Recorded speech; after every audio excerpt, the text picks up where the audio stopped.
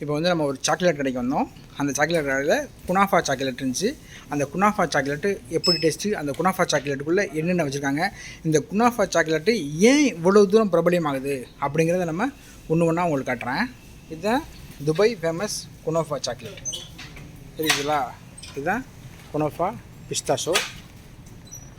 அதே மாதிரி kunafa chocolate நிறையா வகையான சாக்லேட் வச்சுருக்காங்க. இது பார்த்தாலே தெரியும். சாக்லேட் இருக்கும், பிஸ்தாஷோ இருக்கும், அதுக்குள்ளே இது மாதிரி ரோல் இருக்கும். இது வந்து உல்கர் கம்பெனியோடது. இப்போ அதை பிரித்து உங்களுக்கு டேஸ்ட் பண்ணி சொல்கிறேன்.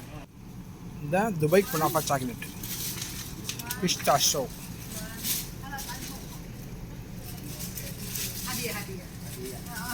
குனாஃபா சாக்லேட் வாங்கியாச்சு.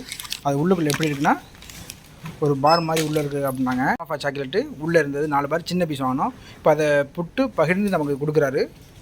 ஒரு துண்டு கிடச்சிருக்கு நம்மளுடைய லைஃப்பில் ஃபஸ்ட் டைம். இதுக்குள்ளே என்னென்ன இருக்குது அப்படின்னு நான் ஒன்று சொல்கிறேன்.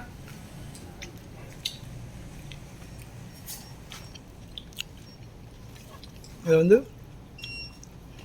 பிஸ்தாவை அரைச்சி வச்சுருக்காங்க. அதுக்குள்ளே நம்ம ஊரில் சேமியா இருக்குல்ல, சின்ன சின்ன சேமியா, அதே மாதிரி சேமியா இருக்குது. அதுக்கு வெளியில் இந்த சாக்லேட் கோட்டிங், வேறு ஒன்றும் இல்லை. இதைத்தான் பெருசாக ப்ரொமோட் பண்ணிகிட்டு இருக்காங்க, குனாஃபான்னு. பட் அந்தளவுக்குலாம் ஒன்றும் இல்லை, நார்மல் சாக்லேட் மட்டும் தான் இருக்குது. அதுவும் சாப்பிடல. அந்த பிஸ்தாவனுடைய ஒரு மாதிரி நெருன்னு இருக்குது.